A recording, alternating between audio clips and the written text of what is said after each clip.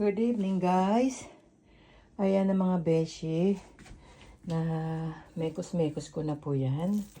Pero lalagyan ko po siya ng ng breadings kasi medyo po siya masyadong malambot, no? Okay, yan.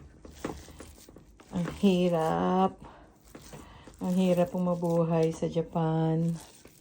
Akala nyo lang madali. Ito. Rakit-rakit ang inyong lola. Ayan, para po sa pa-order ko po yan sa this coming Christmas. Thank you mga kapamilya ko sa Toli na mag-order nito. Thank you so much. Hope you like it. This embutido. Ayan. Medyo pricey po to.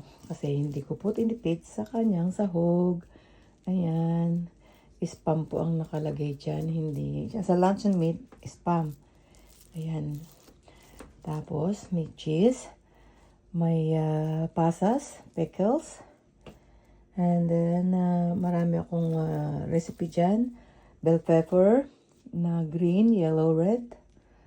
At saka, syempre, ang bawang at sibuyas. Ayan po, mga beshi.